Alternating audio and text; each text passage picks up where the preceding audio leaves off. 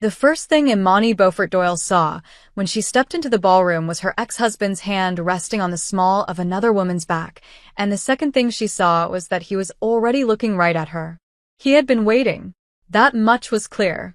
His eyes were bright in the way a person's eyes get bright when they have planned the exact moment they want you to walk into. The chandelier above his head threw a wash of soft gold across his cheekbones, and his new wife, taller than Imani had expected, and dressed in a long column of cream silk that looked like it cost more than a used car, turned her head and smiled at Imani too. It was the kind of smile that had been practiced in a mirror. The ballroom of the Sapelo Heritage Hall was crowded with people in low country finery, indigo-dyed gowns, hand-stitched bow ties, silver pins shaped like sweetgrass baskets. The room smelled of magnolia and old wood and the faint salt of the marsh just beyond the windows. A small string quartet was playing something soft from a corner, and waiters drifted by with trays of glazed shrimp and tiny corn cakes. It was the Lowcountry Heritage Preservation Gala, an event Imani had quietly attended every year for 7 years. Hollis Doyle had never attended a single one. Not in 7 years. Not even when she had begged him to come because she wanted him to understand who she was and where she had come from. He had laughed and told her that men in his line of work did not have time for swamp dinners. That was the phrase he had used. Swamp dinners. She had not forgotten it. And yet here he was, in a slate-gray suit that was just a touch too shiny in the shoulders, walking straight toward her across the polished pine floor as if he were a man returning to a place he had built. "Imani," he said, and his voice carried, the way a voice carries when the speaker wants it to carry. "I almost didn't recognize you." Imani held her clutch a little tighter. She wore a simple dress the color of dark water, with a single strand of sweetgrass woven into a pin at her shoulder. Her hair was up in a soft twist. She had thought, when she dressed that evening, that she looked like a woman attending a heritage gala. Now, standing across from Sloane Carrington Doyle's column of cream silk, she felt like a woman who had been ambushed. "Hollis," she said. "I didn't know you were on the guest list." "I wasn't," he said. "But my wife wanted to see the country." The word wife sat between them like a stone dropped in a still pond. He smiled when he said it. He smiled the way a person smiles when they have rehearsed a sentence and are pleased with how it landed. Sloane stepped forward then, extending one perfectly manicured hand. Her nails were painted the soft pink of the inside of a seashell. "Sloane Carrington Doyle," she said. "You must be the famous Imani. I've heard so much." The way she said the word famous made it clear she did not consider Imani famous at all.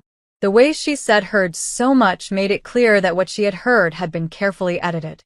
Imani took her hand. The hand was cool and limp and withdrawn quickly. "Welcome," Imani said. "I hope you enjoy the evening." She tried to step around them, but Hollis moved with her. He had always been good at that. Wherever she went in a room, he had a way of placing himself just inside her path so that she had to acknowledge him to keep moving. "Imani, you have to meet some of the folks Sloane's father has been working with," he said. He gestured to a knot of men in expensive suits near the bar, 3 older gentlemen, all African-American, all with the easy stance of people who own things.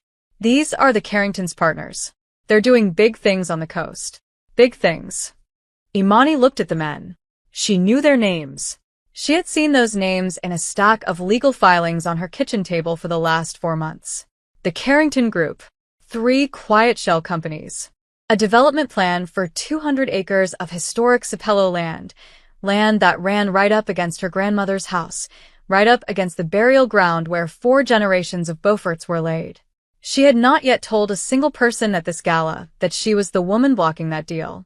She had not told Hollis, when he was her husband. She had not told her own mother. She had not even told her best friend the full shape of it until last week. The trust that held her family's land was held under another name, a name she had built carefully over a decade, a name no one in Atlanta would ever connect to a quiet woman in a dark water dress at a heritage gala. "How nice," Imani said softly. "Excuse me." She moved past him. He let her go this time, but she felt his eyes on her back, and she heard him lean toward Sloane and say, in a voice pitched just loud enough for Imani and the nearest 3 people to hear, "She used to be a beautiful woman. Such a shame what happens when a woman lets herself go." A laugh. Sloane's laugh. Light and silver and cruel. Imani did not turn around. She walked toward the far end of the ballroom where the tall windows looked out over the marsh, and she pressed her gloved fingertips briefly to the cool glass. The moon was out over the water. Somewhere, far across the dark grass, she could hear the soft cry of a marsh hen calling to its mate. She thought of her grandmother sitting on the front porch in a rocking chair, weaving a basket from coiled sweetgrass, telling her, when she was 8 years old, that a Beaufort woman never raised her voice in a room she already owned. A young woman with a press badge stepped up beside her. "Are you all right, ma'am?" Imani turned. The young woman had warm brown skin, glasses, locks pulled into a low knot, and a small notebook in one hand. Her badge read, Nevada Okery/Low Country Dispatch. "I'm fine," Imani said. "Thank you." "You sure?" Neve tilted her head. "I just saw that man speak to you. I write a heritage column. I've been at this gala for years. I have never seen him in this building before." Imani looked at her for a long moment. Then she said quietly, "He's never been welcome before." Neve's eyebrows lifted. She opened her notebook. Behind them, across the room, Hollis Doyle raised his glass of champagne and clinked it against Sloane's, and a small group of his new wife's father's partners laughed at something he had said. He thought he had won the room. He had no idea what was coming. 3 years before that evening, on a hot Atlanta afternoon, Hollis Doyle had sat across a long table from his lawyer and said the worst sentence he ever said about his wife. "She brought nothing into this marriage," he said. "She doesn't get to walk out with half of mine." His lawyer, a tired man with a coffee stain on his tie, had glanced at the divorce filings and said, "Sir, she's not asking for half. She's not asking for anything." That was the part Hollis never told anyone afterward. That Imani had walked away without a fight. No alimony. No house. No portion of his retirement. She had left their condo in Buckhead on a Sunday morning with 2 suitcases, her grandmother's quilt folded over her arm, and a small wooden box of letters. She had taken her car and her name and nothing else. She had not even taken the wedding china. Hollis told everyone, over the months that followed, a different version of the divorce. He told his coworkers that Imani had fallen apart. He told his college friends that she had lost her shine. He told the women he dated, casually, that his ex-wife was a quiet, sad person who had never quite figured out how to be the wife of a successful man. He repeated these things often enough that he came to believe them. Imani had let him say all of it. She had let him say it because she had learned, somewhere around her 34th year, that the truth does not need a defender when it has its own legs to stand on. She had learned this from her grandmother, who had watched her husband's coffin lowered into Beaufort family ground in 1981 and had said on the drive home, "Baby, the river will speak for itself. You just keep walking." So, Imani had kept walking. She had moved back to Savannah. She had taken a small white-painted house on a quiet street near Forsyth Park. She had finished her doctorate on Gullah Geechee land tenure, a doctorate she had begun at 26 and, Hollis had told her, 3 years into their marriage, was a hobby that was making her unattractive. She had defended the dissertation 8 months after the divorce was final, in front of a committee of 4 scholars and her grandmother in a navy hat in the second row. Her grandmother had cried. Imani had not. After the doctorate, she had quietly opened a consulting practice. Heritage land law. Heirs property. The 100 small, painful tangles that happen when a black family on the Georgia and Carolina coast inherits land from a great-grandmother and discovers they have 81 cousins, no clear title, and a developer at the door with cash. The work paid well. It paid better than anyone in her old Atlanta life knew, because she did not advertise and her clients did not talk. It paid well enough that, over 6 years, she had quietly bought back 2 parcels of land that her family had lost in the 1960s to a tax sale they had not known about. It paid well enough that she had been able to consolidate the family's remaining 1,400 acres on Sapelo into a single trust, held under a corporate name her grandmother had chosen, Beaufort Heritage, LLC, a name that did not appear in any society column and did not appear in Hollis Doyle's life. And it paid well enough that, 3 years ago, When the Lowcountry Heritage Preservation Gala had nearly run out of funds, Imani had quietly written a check large enough to keep the gala running for the next decade, on the condition that her name never appear on any wall, any program, any plaque. She had attended every year since. She had eaten the glazed shrimp and the corn cakes and the peach cobbler. She had danced one slow dance each year with Reverend Othniel Foster, the 70-year-old pastor of her family's AME church. She had spoken to no one about her gifts, and no one had asked. Hollis Doyle did not know any of this. He had remarried 11 months ago, in a courthouse, to a young woman whose family name was on 3 buildings in Atlanta. He had told everyone, and had told himself, that this was the marriage he had always deserved. The Carrington family was a curious sort of Atlanta family. 3 generations of money made in commercial real estate and parking garages, with one branch that had drifted south and was now interested in the Georgia coast. Renfrew Carrington, the patriarch, had begun a quiet acquisition campaign for Sapelo Island land 4 years earlier. He had sent agents. He had bought up small parcels. He had pressured the descendants of one family into selling their burial ground for agricultural use, and that burial ground was now a private fishing dock with a wrought iron gate. Imani had been watching him for 2 years. She had not made a move. She had waited. Her grandmother had taught her this, too.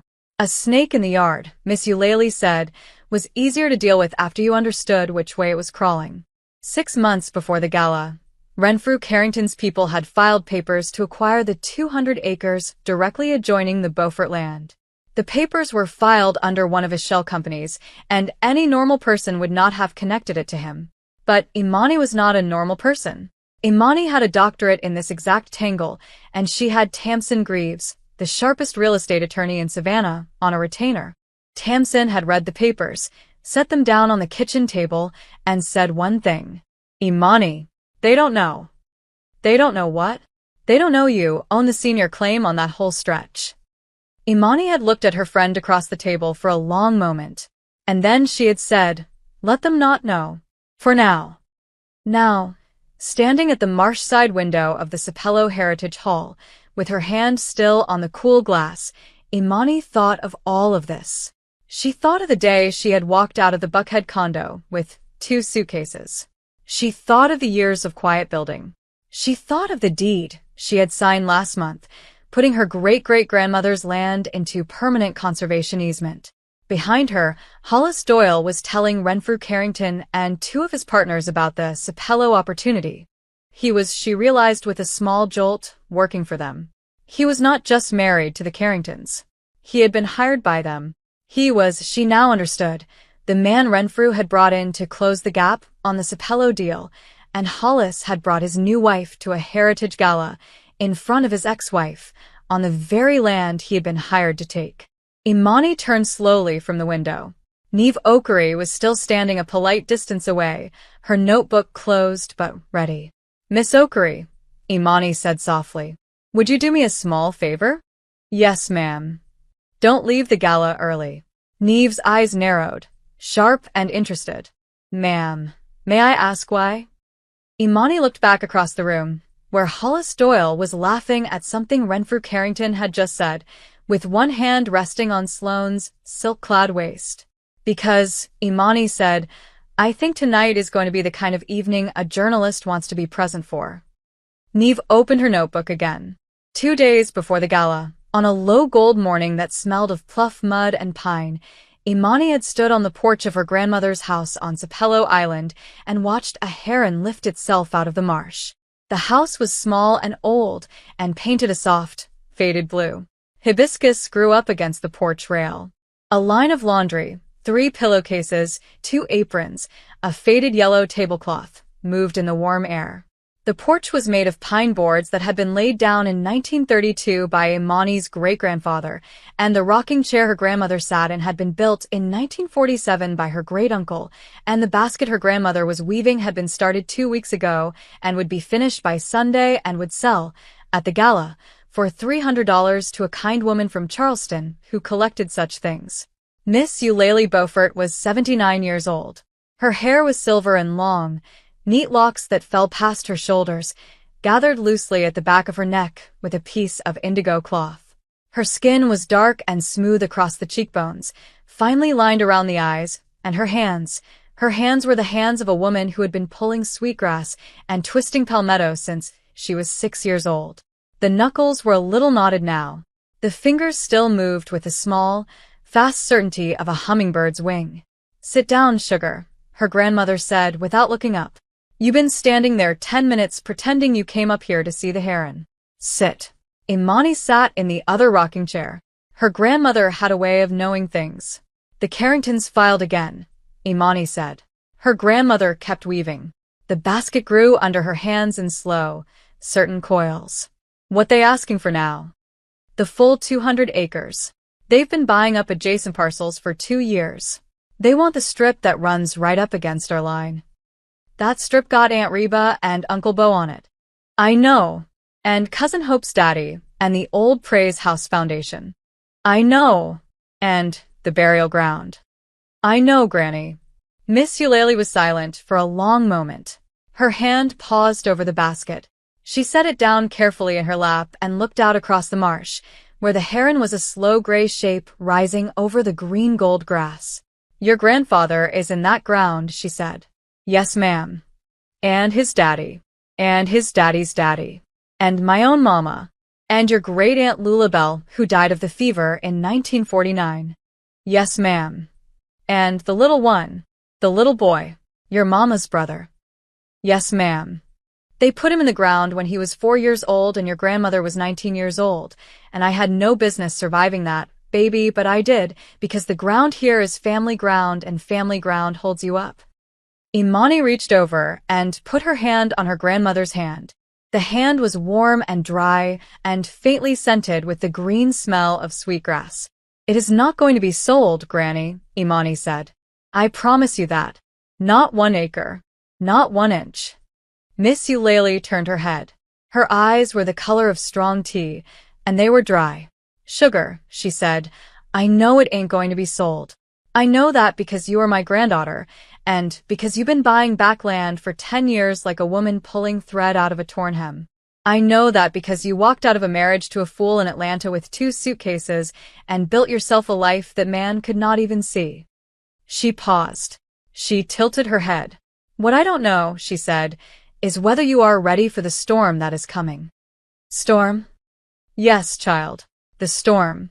Because when a snake like Renfrew Carrington reach his hand toward a piece of ground and find a woman's hand already on it, he is not going to walk away polite.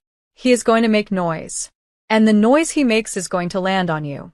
Imani thought about this for a long moment. "He's hired Hollis," she said. Her grandmother turned her head and looked at her. Slowly, the rocking chair creaked once. "He has done what?" "Hollis is working for the Carringtons now." Tamsin pulled the corporate filings.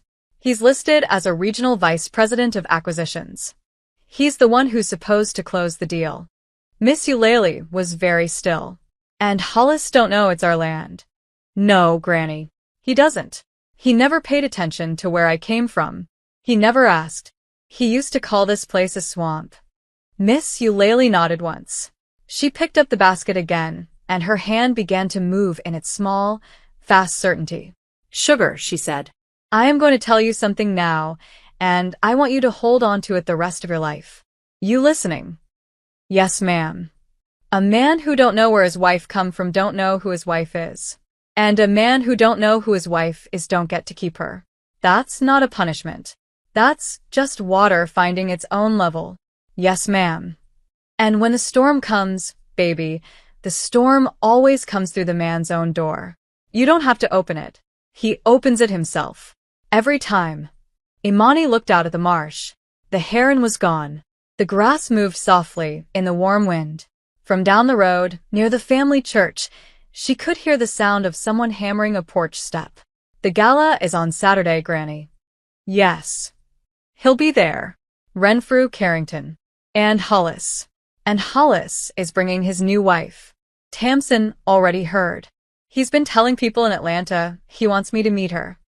Miss Eulalie smiled then, just a little, just at the corner of her mouth. It was the same small smile Imani had seen on her grandmother's face when she was 8 years old, and her grandmother had taught her how to peel a peach in a single unbroken curl. "Then you go to that gala," Miss Eulalie said. "And you wear the dark blue dress. And you put the sweetgrass pin on your shoulder. And you do not raise your voice, and you do not raise your hand. You let them come to you, sugar. You let them stand in front of you and show the room exactly who they are." And then, her grandmother's hands kept moving. The basket grew. "And then, baby, you show them exactly who you are." Imani sat with her on the porch a long time. They did not speak again. The afternoon turned slowly into evening. Somewhere out over the water, a marsh hen called. 2 days later, on Saturday evening, in the ballroom of the Sapello Heritage Hall, with Hollis Doyle's hand on the small of another woman's back and Renfrew Carrington raising a glass to a deal he believed was already won, Imani Beaufort Doyle turned away from the marsh side window and walked, slowly and quietly, back toward the center of the room. She had taken 6 steps back toward the room when Hollis turned, saw her coming, and decided to cut her in front of 300 people. It was the kind of decision a man makes when he believes he is the most clever person in the room. Hollis Doyle had spent the last decade believing that about himself. He believed it now as he stepped away from his new wife, away from Renfrew Carrington, and into the open floor where Imani was passing through.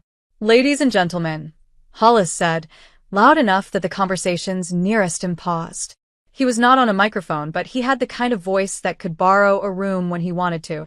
"Can I have a moment? I want to introduce someone." Imani stopped. She did not turn. She did not look at him. She stood in the middle of the polished pine floor with her clutch held lightly in both hands. A few faces turned. The string quartet kept playing softly. Reverend Othniel Foster, the 70-year-old AME pastor who had baptized Imani when she was 8 days old, was standing near the bar with a small plate of corn cakes, and he set the plate down very slowly. "This," Hollis said, gesturing broadly toward Imani, "is my ex-wife." A small ripple went through the nearest cluster of guests. Some of them already knew. Most of them did not. The Lowcountry Heritage Preservation Gala was a small enough world that most of the people in it could name Imani Beaufort Doyle on sight, but they knew her as Dr. Beaufort, the quiet consultant, the woman who sometimes danced one dance with the pastor. They did not know she had ever been anyone's wife. "Imani and I were married for 9 years, Hollis went on. He was smiling. He had the kind of smile a man uses when he is performing kindness without feeling any. 9 years. And let me tell you, ladies, let me tell you, when a woman is given the kind of life I gave her and she walks away from it, you have to wonder what she was running from." Sloane laughed. It was a short, bright laugh, and she covered her mouth politely as if she had not meant for it to escape. Imani did not move. "I just wanted to say," Hollis continued, addressing the room now as much as anyone, "that there are no hard feelings. I wanted my new wife to come down here and meet the country that Imani always told me she missed so much. We thought it would be a nice gesture. To come home, so to speak. To see where she came from." He spread his arms. He smiled around at the room.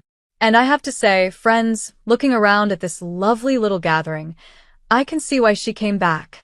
It is very quaint. It is very charming. It is very modest, isn't it?" The word landed in the room like a small piece of metal dropped on a hard floor. A woman in indigo near the back covered her mouth. A man at the bar set his drink down very slowly. The string quartet, mercifully, kept playing. Imani did not turn. Reverend Foster, however, did. He turned fully around, looked at Hollis for one long, level second, and then he walked across the room. He did not walk toward Hollis. He walked toward Imani. He came up beside her, very calmly, with his small plate of corn cakes still in one hand, and he offered her his other arm. He did not speak. He just offered. Imani took his arm. "Reverend," she said softly. "Daughter," he said softly back. She let him walk her, slowly, toward the side of the room. The string quartet finished a phrase, started another. A few of the guests began, deliberately, to start their own conversations again. Not because they had forgiven Hollis. Because they were too dignified to let his cruelty be the center of the room any longer than it had to be. Hollis blinked. He had expected something. Tears, perhaps. A red face. A small storm of an exit. He had not expected to be ignored. Sloane, beside him, was no longer laughing. She was watching Imani being walked across the floor by the pastor, and she was watching the room turn its back. She was watching, with the slow dawning of a woman who had been told a story, and was now seeing the story not match the room. Hollis, Sloane said, very quietly. Who is that pastor? Nobody, Hollis said. Just some old country preacher. She always liked. Why is everyone? Sloane started, and then she stopped, because she did not yet have the words for what she was seeing. Across the room, at the door, Tamsin Greaves had just walked in. Tamsin was 40 years old, 6 feet tall in her low heels, and she wore a wine-colored dress with a high collar and long sleeves. Her hair was natural, in a short, sculpted cap. Her earrings were small gold hoops. Her face was the face of a woman who had spent 12 years winning real estate cases in Chatham County courthouses and did not waste energy on small expressions. She saw Imani being walked by the pastor. She saw Hollis Doyle standing in the middle of the floor with one arm still half raised in his performance. She saw Sloane Carrington Doyle's confused face. She took all of it in 3 seconds. Then she walked across the room, directly across, not around, straight to Imani. She did not glance at Hollis as she passed him. She did not glance at Sloane. She walked through them as if they were 2 pieces of furniture left in the middle of a doorway by mistake. She reached Imani and the pastor at the side of the room, and she put one hand, briefly, on Imani's shoulder. You all right, sister? Tamsin said low. I am fine, Tamsin, Imani said. And, looking at her, Tamsin could see that she was. Her eyes were dry. Her hand was steady on the pastor's arm. Her face was the face of a woman who had been raised on a porch by a sweetgrass weaver and had been preparing for this moment, in one form or another, since she was 8 years old. Reverend, Tamsin said. Good to see you. Daughter Tamsin. He started his little show, I see. He has. And she has not raised her voice. She has not. Tamsin glanced once over her shoulder at Hollis, who was still standing in the middle of the floor, his moments slowly draining out of him. Imani, Tamsin said. The papers. What about them? They're filed. As of 3 p.m. today. Stamped and accepted. Imani's hand tightened, just slightly, on the pastor's arm. Then it loosened. All right, she said. You sure? I am sure. They don't know yet. Let them not know, Imani said. For another hour. Tamsin nodded. She stepped back. She lifted a glass of sparkling water from a passing waiter, and she took a small sip and she said, very softly, just under her breath, Lord have mercy on that man. He just don't know what he's standing in. Reverend Foster smiled then. A small, slow, tired smile. Daughter Tamsin, he said gently, the Lord is not the one he should be worried about tonight. Across the room, the chair of the gala, a tall older woman in a deep purple gown, was making her way to the small stage at the front, where a microphone was set up beside a podium decorated with a single coiled sweetgrass basket. She tapped the microphone twice. The string quartet finished its phrase and went quiet. The room began, by old habit, to turn its attention forward. Friends, the chair of the gala said, into the microphone. Friends, if I could have your attention. I would like to begin the evening's main remarks. The room quieted. The chair smiled. It has been my great honor, she said, for the last 7 years, to chair this gala. And in those 7 years, this organization has had one anonymous benefactor whose generosity has, quite literally, kept these doors open. Tonight, with her permission, I am finally going to introduce her to you all. Hollis Doyle, in the middle of the floor, with one arm still half raised, did not yet understand what was about to happen. But Imani did. She let go of Reverend Foster's arm. She straightened the sweetgrass pin on her shoulder. She took one slow breath. And she began to walk toward the stage. 3 feet to the left of the small stage, with her notebook open and her pen poised and her heart very quietly beating in her throat, Nivedita Okari was already writing. She had been a reporter for 10 years. She had covered city council meetings and church potlucks and one murder trial that had broken her sleep for 6 months. She had learned to recognize the moment, in a room of people, when something true was about to happen. The light shifted. The air went a little thinner. The conversations took on a slight ringing edge. The air in the Sapelo Heritage Hall, right now, was very thin. Neve had been writing since the second Hollis Doyle opened his mouth. She had written down, word for word, his very modest, isn't it? She had written down the names of 3 people in the room who had visibly flinched. She had written down the precise moment Reverend Othniel Foster had set his plate of corn cakes on the bar and walked across the floor, and she had written, in her small careful hand, that he had not walked toward the man making the speech, but toward the woman the man was speaking about. She was not, yet, sure exactly what kind of story she was writing. But she had a feeling. She had been at this gala for 4 years, and she had been at it long enough to know one thing for certain. The chair of the gala, Mrs. Belva Renault, never introduced the anonymous benefactor. Never. In 4 years. The benefactor's identity was the most carefully guarded thing about the entire Lowcountry Heritage Preservation Society.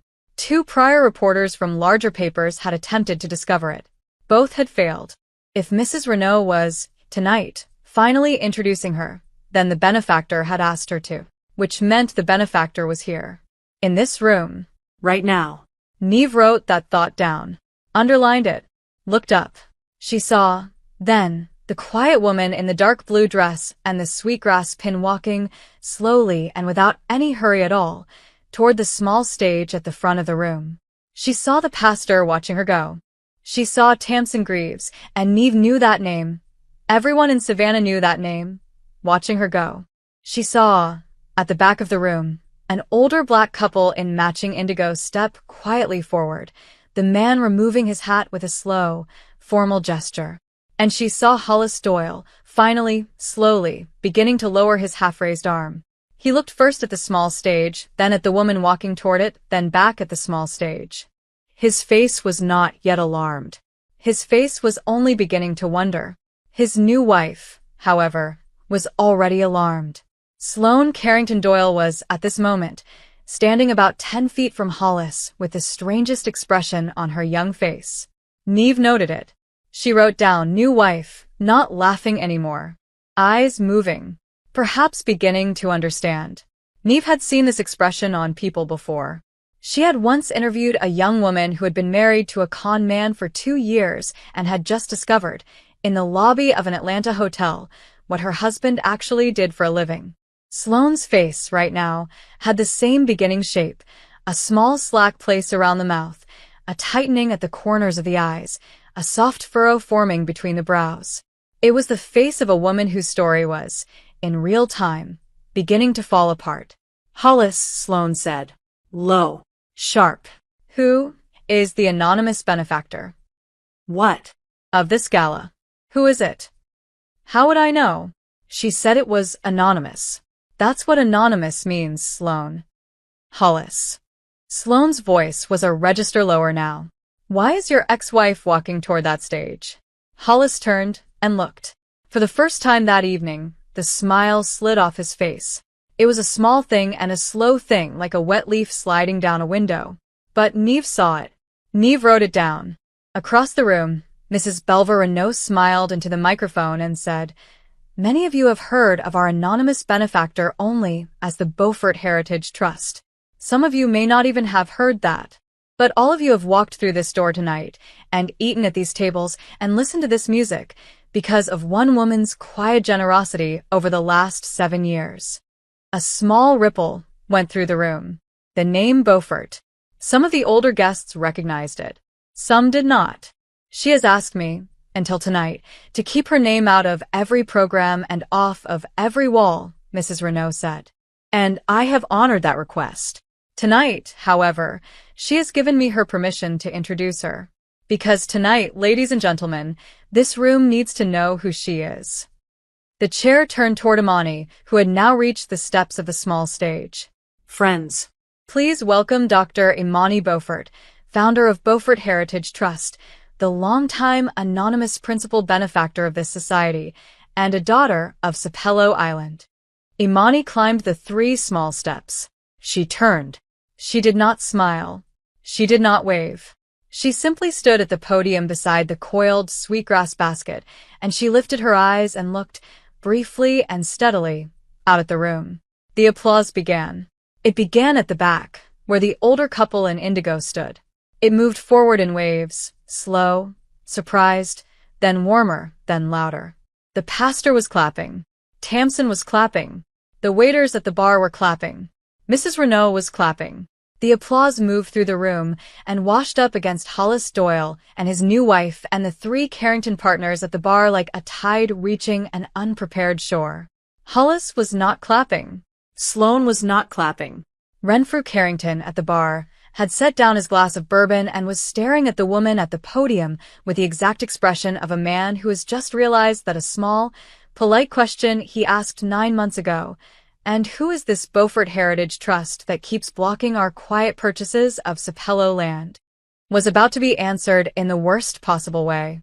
He looked slowly at Hollis. Hollis was looking up at the stage. "Hollis," Renfrew said, very softly, across the bar. Hollis. "Come here a moment." Hollis did not move. Hollis. "Now." Hollis turned slowly. His face had gone the color of old paper. He walked, stiffly, the 6 steps to the bar. He stood in front of Renfrew Carrington. "That woman at the podium," Renfrew said, very quietly. "What is her name?" That's my ex-wife, sir." "Yes." "What is her full name?" "Imani Beaufort Doyle." "Drop the Doyle." "Sir?"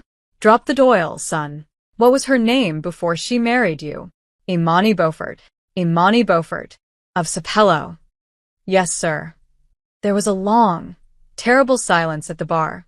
"Son," Renfrew said, "I am going to ask you one question, and I want you to think very carefully before you answer it." "Yes, sir." "Did you know," Renfrew said, "that your ex-wife is the heir to 1,400 acres of Sapello Island land, that her family trust owns the senior claim to every parcel we have been trying to acquire for the last 4 years, and that for the last 6 months I have been paying you a regional vice president salary to close a deal on land that the woman you publicly humiliated in front of 300 people tonight has been quietly stopping me from buying?" Hollis Doyle stood very still. His mouth opened. It did not produce a sound. Up on the small stage, Imani Beaufort Doyle lifted the microphone gently from its stand. She looked out over the room. Her eyes found Hollis's at the bar and they did not flinch. She did not smile. She lifted the microphone to her mouth. "Good evening, everyone," she said. Neve Oakery's pen began to move. "Good evening, everyone," Imani said again, into a room that had gone perfectly still. The string quartet had stopped playing. The waiters at the bar had stopped moving.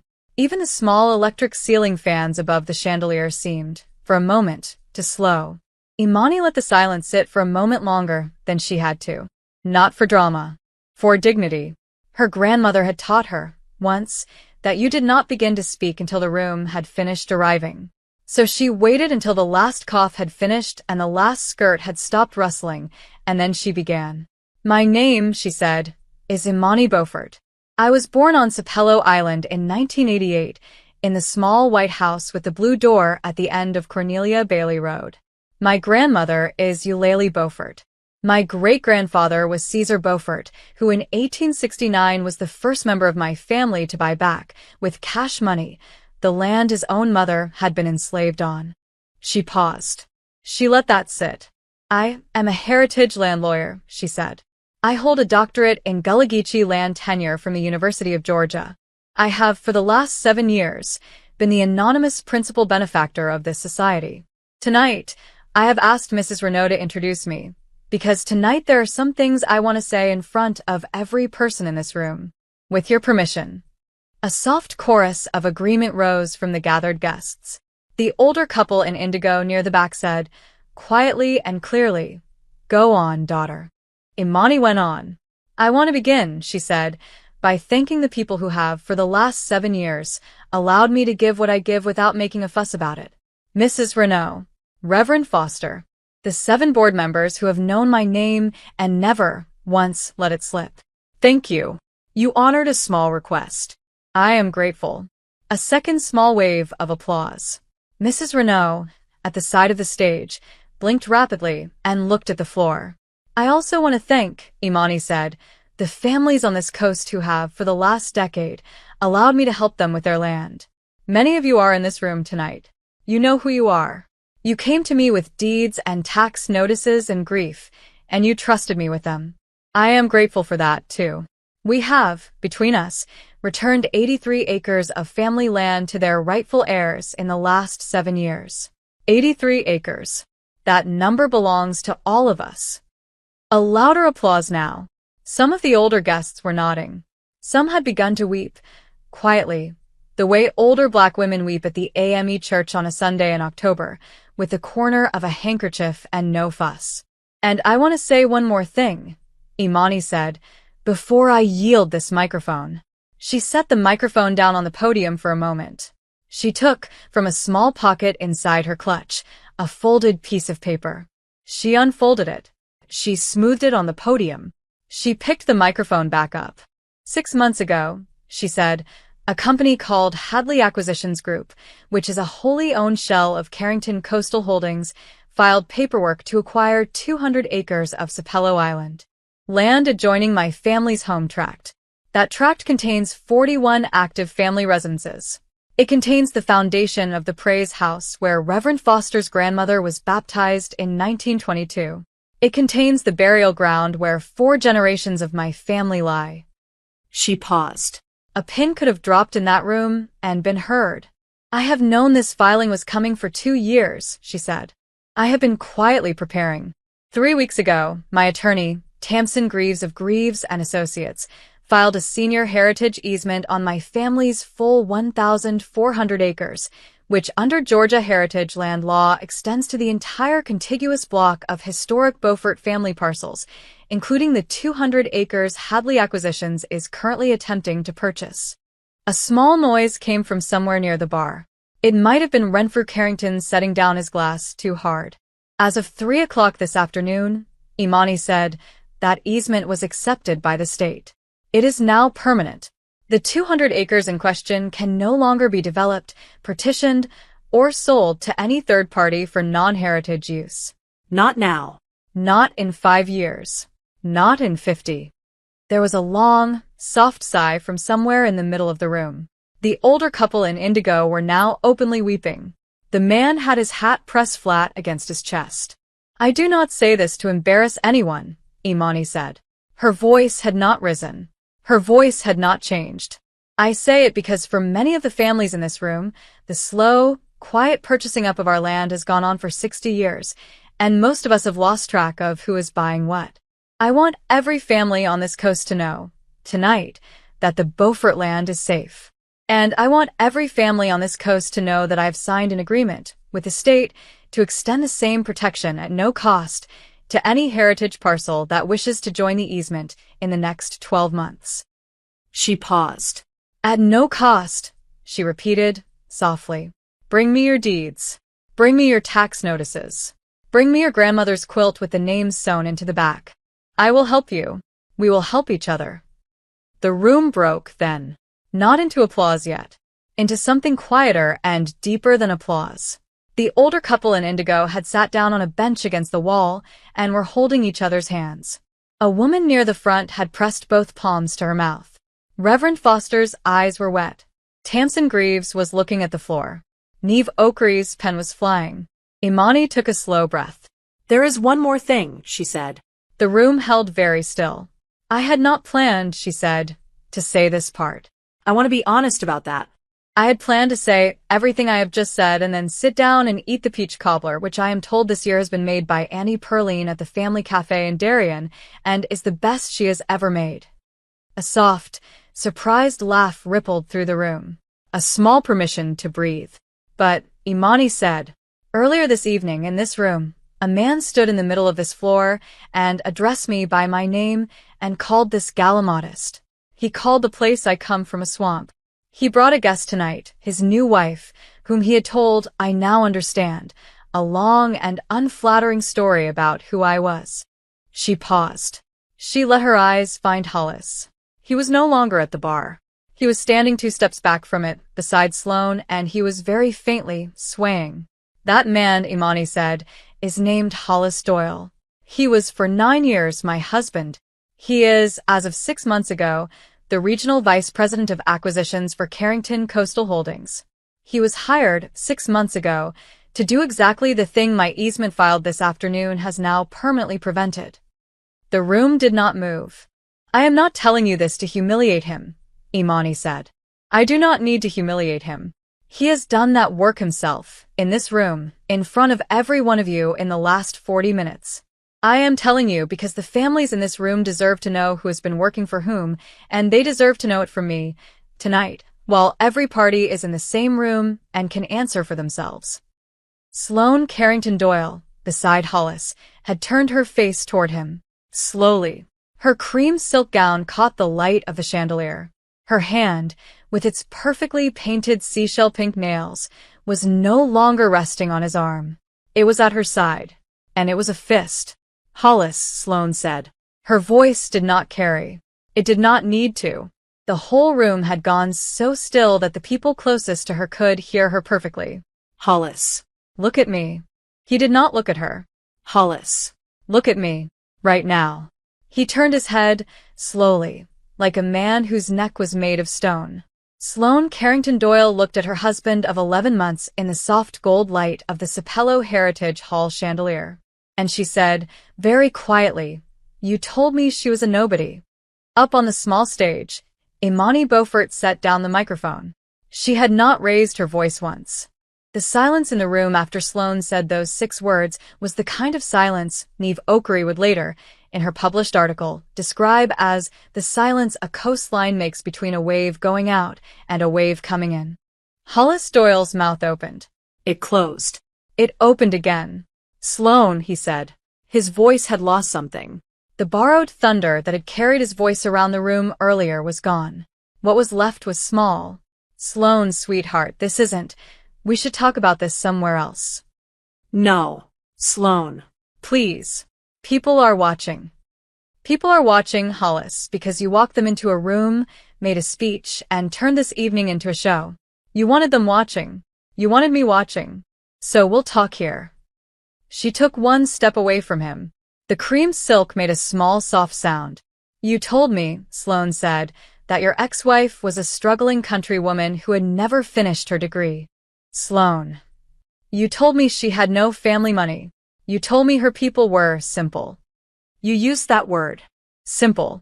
You told me she was the reason you couldn't be promoted in your last job. You told me she was, and I quote, a small woman from a small place.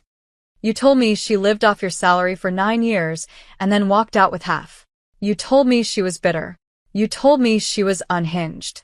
You told me, Hollis, you told me that she was the reason you needed me, because no other woman had been a real partner to you. Sloane's voice was completely level.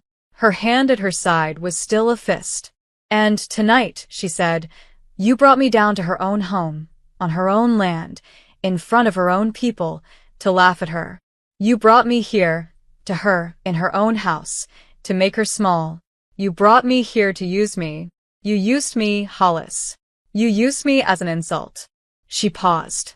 And now I find out, she said, that for the last 6 months you have been working for my father, on a deal, to buy her land. And you knew. You knew when you took the job. You knew she was the heir. You knew it was her. And you didn't tell my father. And you didn't tell me. You took the job. You took the salary. You let my family pay you to take her land. And then, tonight, you brought me here to humiliate the woman whose ground you were trying to lift out from under her. She turned, then, and looked at her own father, who was standing very still at the bar. Daddy. Sweetheart. Daddy. Did you know? Renfrew Carrington was a man who had built 3 generations of money on never appearing surprised in public. He set his bourbon down on the bar with a small, careful click. I did not know, sweetheart, he said. I will say that in front of every person here. I did not know. He looked at Hollis. His voice did not rise. Mr. Doyle, Renfrew Carrington said. Effective immediately, you are no longer employed by Carrington Coastal Holdings or any of its subsidiaries. I will have your termination paperwork sent to you by Monday morning. Sir. You are dismissed, Mr. Doyle. From the company. From this room. From my daughter's life. You will leave this gala in the next 5 minutes. Sir. Mr. Doyle. I am 64 years old. I have been doing business on this coast for 40 of those years. I do not always do clean business. I will not stand in front of these people and pretend otherwise. But I will tell you, and I will tell every person in this room, I do not knowingly humiliate black women in their own homes. That is not the kind of man I am, and that is not the kind of man my daughter will be married to. Go. Hollis stood very still. His face was the color of wet paper. Sloane, he said. Sloane, baby, please. My name, Sloane said, very softly, is Sloane Carrington. Drop the Doyle. I will have my own paperwork to my own attorney by Monday morning. She did not raise her voice. She had not raised her voice once. Then she turned away from him. She walked, in her column of cream silk, across the polished pine floor of the Sapelo Heritage Hall, past 300 witnesses, past the small stage where Imani Beaufort was still standing, and she did not look up at Imani as she passed, because she could not yet, and Imani understood that she could not yet, and so Imani did not look down. The two women existed in the same room, 6 feet apart, neither one looking at the other, and the moment between them was the most respectful thing that had happened in the room that night. Sloane walked to the bar. She picked up a glass of sparkling water. She did not drink it. She held it. Hollis Doyle stood in the middle of the room. He had nowhere to go. He looked at Renfrew Carrington. Renfrew Carrington was not looking at him. He looked at his now former wife. She was not looking at him. He looked at the small stage. Imani was not looking at him either. She had stepped down from the podium, and Mrs. Renaud had taken her hand and was saying something to her, quietly, that made Imani close her eyes for just 1 second. He looked, then, at the long polished pine floor between himself and the door. He walked. It took him 43 seconds to cross the floor of the Sapelo Heritage Hall. Neve Okery timed it on her watch and wrote it down. He did not run. He did not stride. He walked, and the room watched him walk, and when he reached the door, he did not look back, which was, Neve would later write, the only dignified thing he did all evening. The door closed behind him. The room exhaled.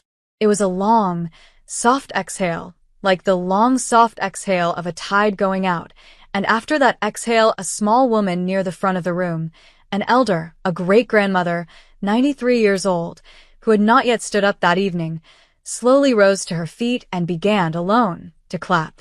Her hands were small and dark, and the sound they made was not loud. The hands beside her joined. The hands beside those joined. And then the whole room rose, slowly, and 300 people stood in the soft gold light of the chandelier and clapped, and the clap was not for the humiliation of one man. The clap was for the dignity of one woman who had not raised her voice, not even once, in a room she had quietly been building for a decade. Imani Beaufort stood beside Mrs. Renaud at the foot of the small stage. Her hand was over her mouth. Her eyes were not dry now.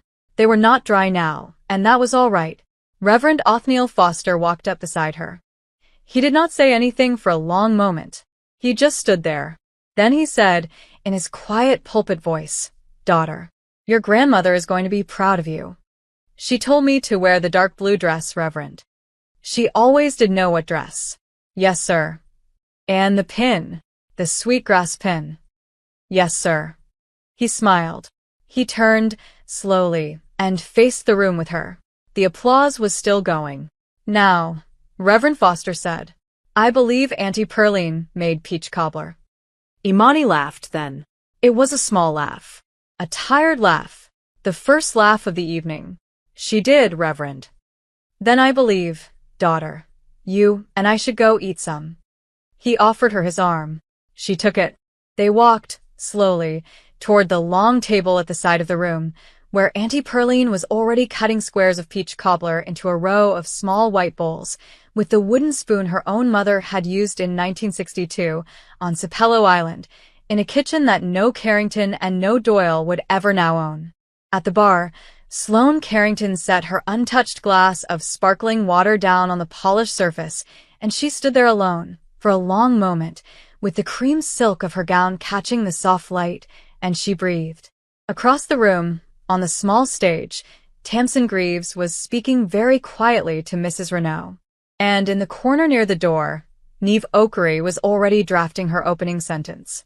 By the time the sun came up over the Sapello Marsh on Sunday morning, Hollis Doyle had not slept, his career was over, his marriage of 11 months was over, and somewhere in a small hotel room in Brunswick, he was sitting on the edge of a bed with his suit jacket still on and his phone face down on the floor.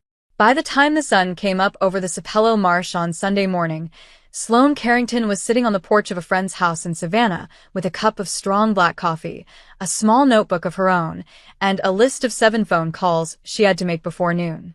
By the time the sun came up over the Sapello Marsh on Sunday morning, Imani Beaufort was on her grandmother's porch in a pair of soft cotton pajamas and her grandmother's old gray cardigan, with her bare feet up on the rail, holding a chipped enamel cup of black coffee and not talking, because her grandmother had told her, when she arrived home at 1 in the morning, that she did not need to talk for a single hour the next day if she did not want to.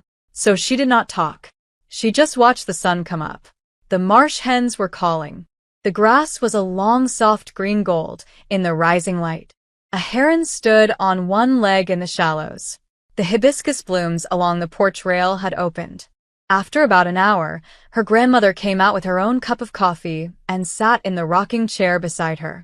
Miss Eulalie Beaufort did not look at her granddaughter for a long moment. She looked at the marsh.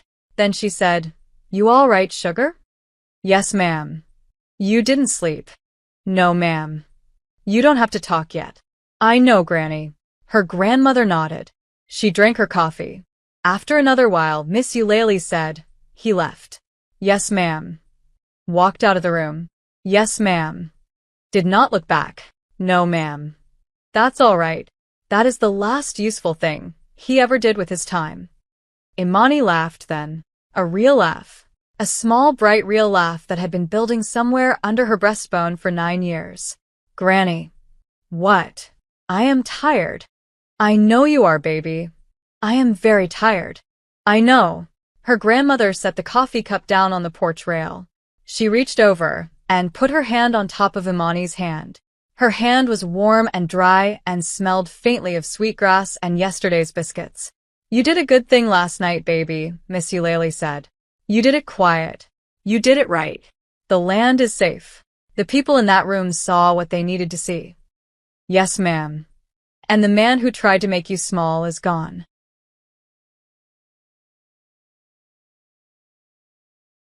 "Yes, ma'am."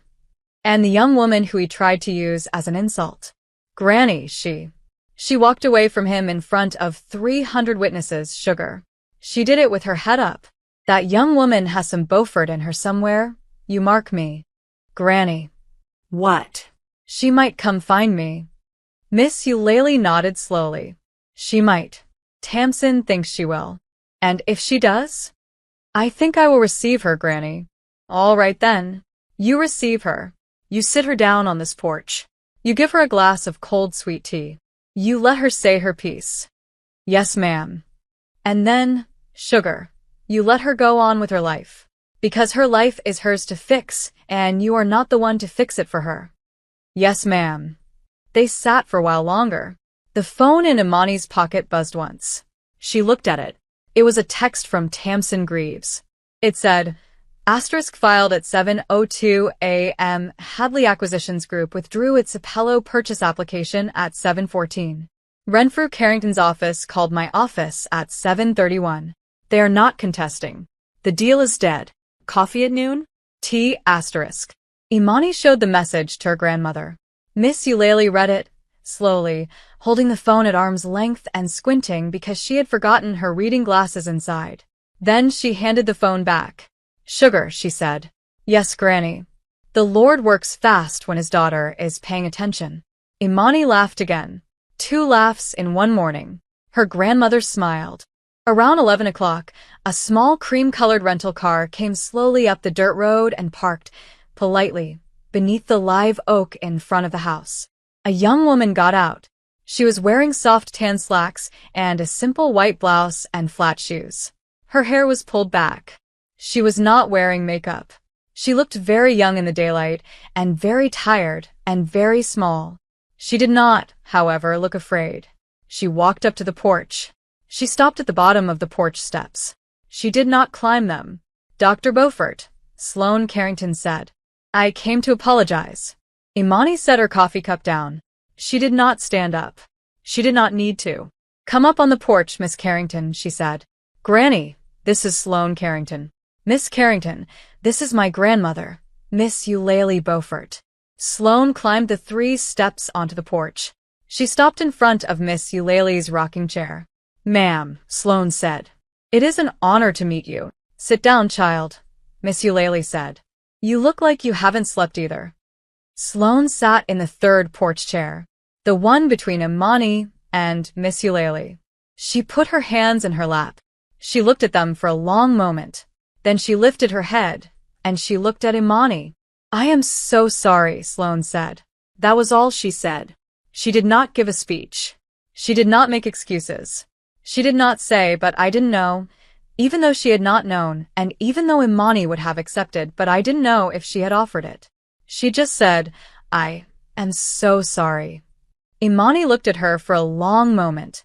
"Miss Carrington," Imani said. "Sloane, I accept your apology." Sloane's shoulders dropped. Just a little. Just enough. "Thank you," she said. "You came a long way." "I came from Savannah this morning. I'm not going back to Atlanta tonight." "All right. I'm filing for divorce on Tuesday." "All right. And I am leaving the family company."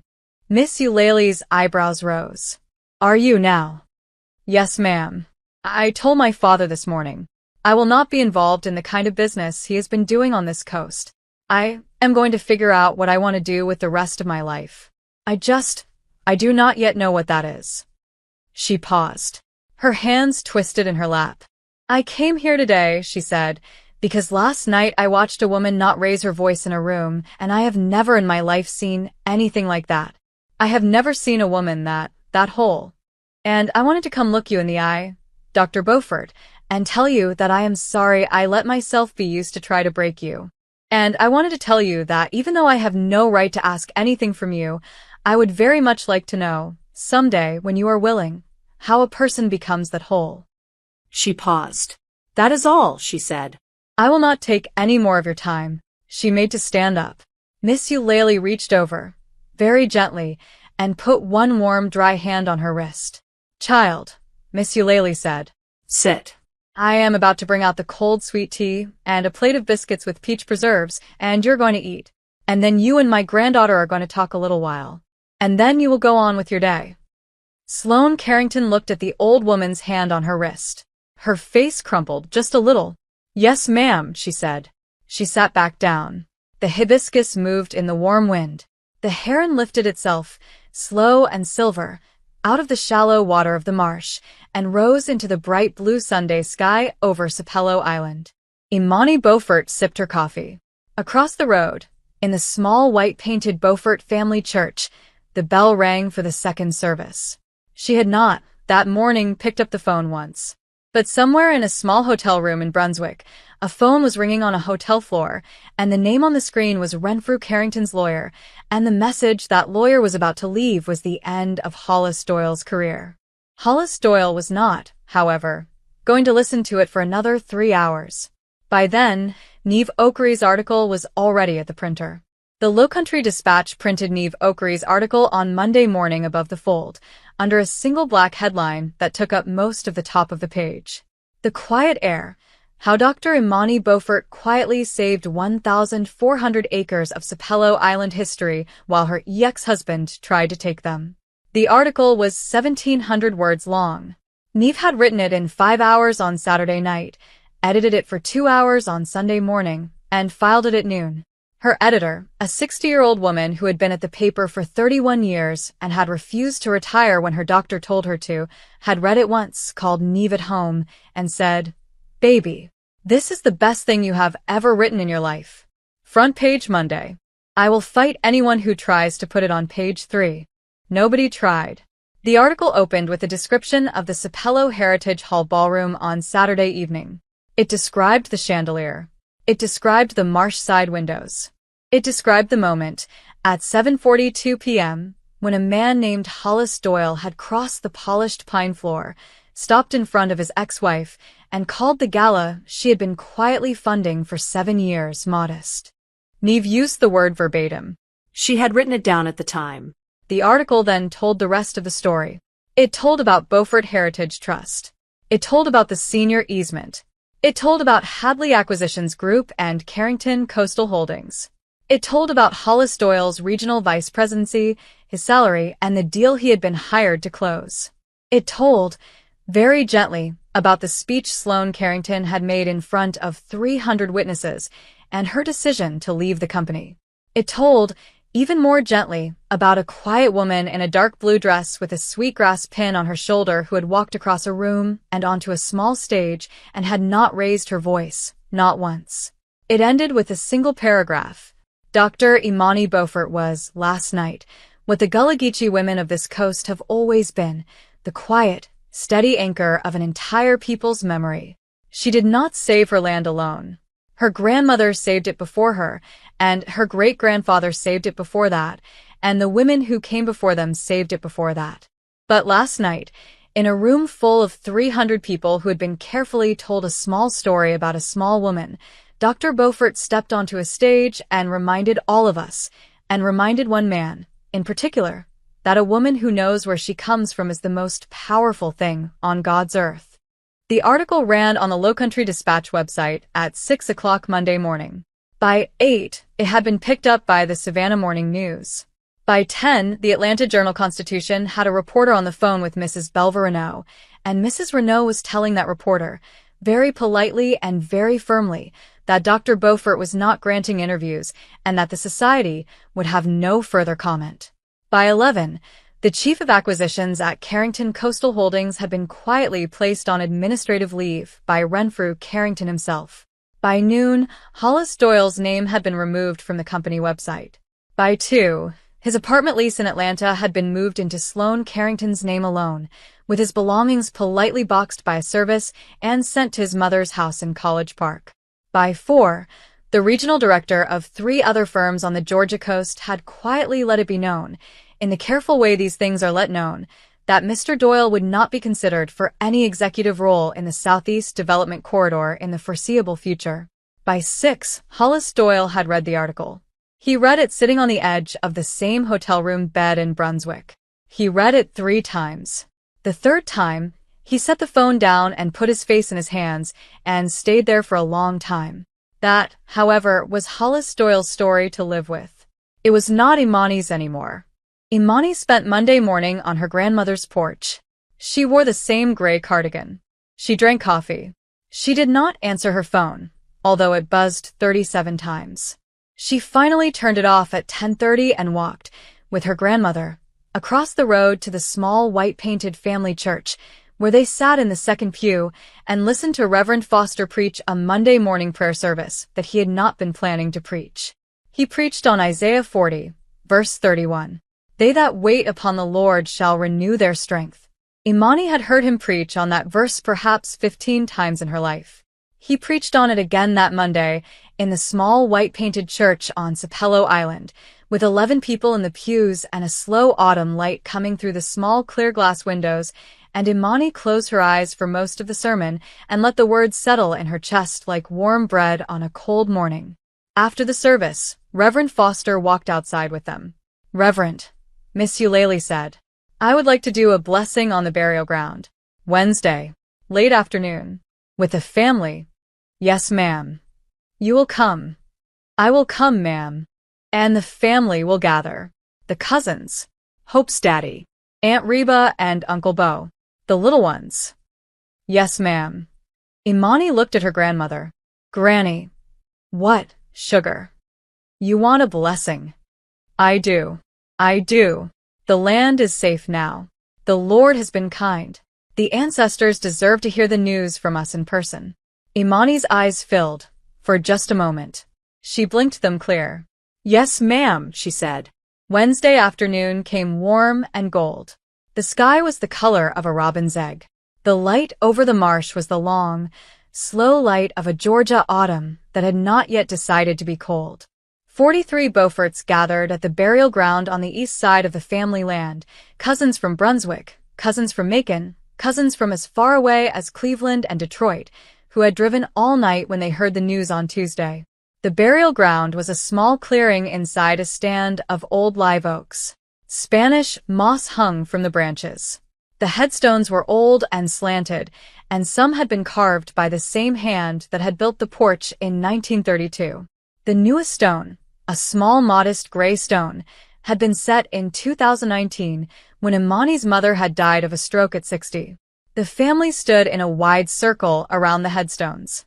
Miss Eulalie stood at the head of the circle, in a long indigo dress and a wide-brimmed straw hat. She did not, on this day, sit.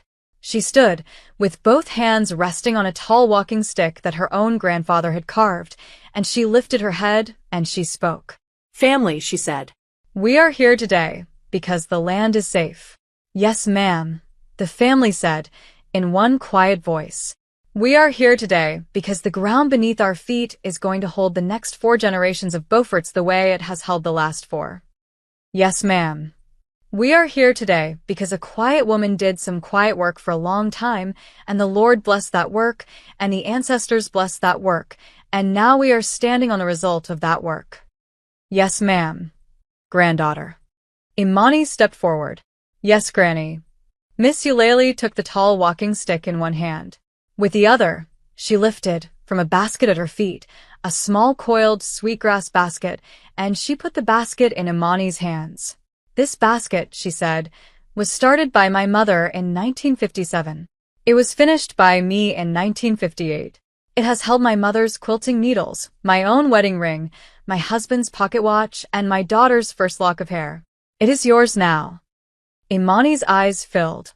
She did not blink them clear this time. "Yes, ma'am." "You will keep this for the daughter you have not yet had."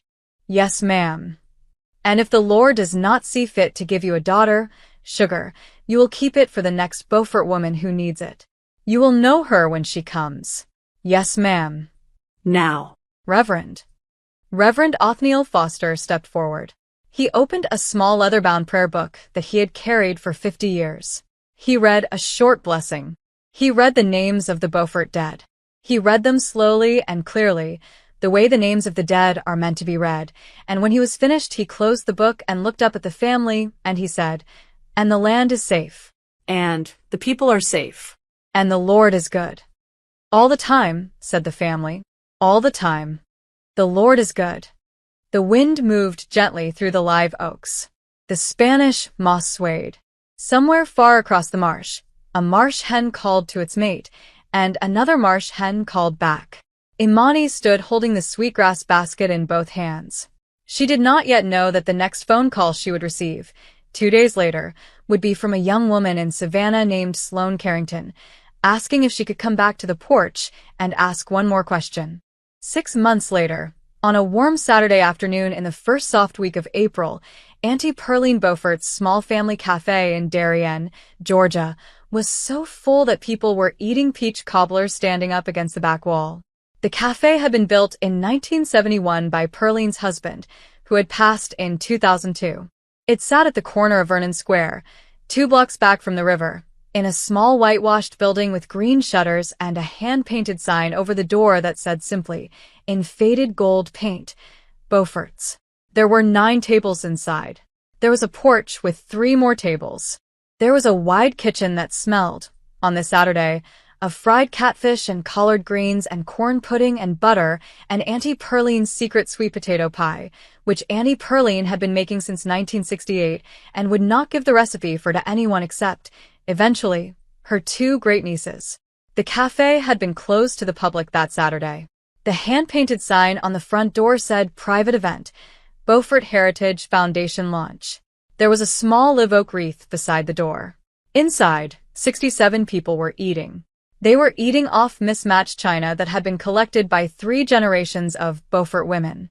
They were drinking sweet tea out of mason jars. They were spread across the tables, the porch, the small flagstone courtyard out back, the kitchen counter. The string quartet that had played at the gala in September had been replaced, today, by a small three-piece band, an upright bass and acoustic guitar, and a singer with a low, warm voice, playing soft gospel and old soul songs from the corner, near the front window. Imani sat at the table closest to the kitchen. She was wearing a simple yellow dress, and her hair was down, in loose dark coils that fell to her shoulders. The sweetgrass pin from the gala was on the table beside her plate. She was eating peach cobbler. She was, at this exact moment, laughing at something Tamsin Greaves had just said. Around her table sat the people who had carried her through the last 6 months. Miss Eulalie Beaufort, on her left, in a long pale green dress and her favorite straw hat, was holding a glass of sweet tea and watching the room with the slow, satisfied eyes of a woman who has lived long enough to see a great many things come around right. Tamsin Greaves, on her right, in a sharply tailored cream pantsuit, was finishing a small piece of catfish and explaining something to Reverend Othniel Foster about the new foundation's tax structure. Reverend Foster, in his only suit, was nodding politely and not really listening because he was watching the door. Auntie Pearline, in a wide red apron over a sky-blue Sunday dress, was moving from table to table with a large pitcher of sweet tea, refilling glasses, slapping the hand of a small cousin who was reaching for a third piece of cornbread, kissing the cheek of a great-niece who had driven up from Jacksonville. Neve Okery was at a small table by the window with a notebook, 3 cousins, and a slice of pie. She was, for once, not working. She was a guest today. She had brought her own father, a tall, quiet man with kind eyes, who was eating his pie slowly and asking the cousins about the river. The Carrington group had not been invited. Hollis Doyle had not been invited. Renfrew Carrington had sent, 2 weeks earlier, a short handwritten letter to Imani at her Savannah office. It said only, Dr. Beaufort, I owe you an apology. I will not write here because no letter could carry it. If you are ever willing to accept it in person, I will come to whatever room you choose. R. Carrington. Imani had not yet replied. She would, perhaps, eventually. Her grandmother had told her there was no rush. Sloane Carrington, however, had been invited, and Sloane Carrington was, at this moment, walking through the door. She was wearing a soft pink linen dress, flat sandals, and no jewelry. Her hair was loose. She was carrying a small foil-wrapped pan with both hands, and she was holding it the way a person holds something they have made themselves. She paused, just inside the door. She scanned the room. She found Imani at the kitchen table. Imani saw her. She set down her fork. She got up from the table. She crossed the room slowly, in her yellow dress, and she met Sloane in the middle of the cafe floor. The room did not go silent. The room had no reason to go silent. The room was full of family who had been quietly told the story of Sloane Carrington and had quietly decided to receive her like family receives anyone who has done their work and come back through the door. They kept eating. They kept talking. The band kept playing. You came, Imani said. You invited me, Sloane said. I did. I brought peach cobbler. I tried to make it. Auntie Pearline gave me the basic recipe over the phone 2 months ago. I am not sure I did it right. It is your first cobbler? Yes, ma'am. Then it is exactly right. Sloane laughed. The laugh was different from the laugh she had given in the ballroom in September. That laugh had been silver and cruel. This laugh was small and surprised and warm. Come on in, Imani said. Granny is at our table. Come sit. Sloane followed her to the table by the kitchen. Miss Eulalie looked up. Child. You made it. Yes, ma'am. Sit down. Eat. You look thinner. Yes, ma'am. Sloane sat. Auntie Pearline came over with a plate and a glass of sweet tea and a wedge of pie, and Sloane began, slowly, to eat. She had moved to Savannah 3 months earlier. She had taken a small apartment in a converted carriage house on Jones Street. She had filed for divorce in November. The divorce had been clean. She had taken nothing she did not bring into the marriage, and she had given Hollis Doyle nothing he did not bring into it. She had taken a part-time job at a nonprofit that mentored young black women in business, not as an executive but as an assistant, because she had told the founder in her interview that she wanted to learn from the bottom up this time. The founder had laughed at her and hired her on the spot. She had not yet figured out the rest of her life. But she was figuring it out. Slowly. The way it gets figured out. 2 weeks before this Saturday, Imani had called her on the phone and invited her to the foundation launch. Sloane had been quiet for a long moment. Then she had said, "Dr. Beaufort, are you sure?" And Imani had said, "Sloane, my grandmother would like for you to come. So would I. We saved you a seat." She was here now. After the eating slowed, around 4 o'clock in the afternoon, Imani stood up at the table by the kitchen. She did not move to the front of the room. She did not need a microphone. The room saw her stand and went quiet on its own. "Family," Imani said. "Yes, ma'am," said the room. "This is a small foundation," she said. "It has a small board. It has a small budget. It is going to do small things. It is going to help families on this coast keep the land their grandmothers kept for them. It is going to put a young person through law school every other year.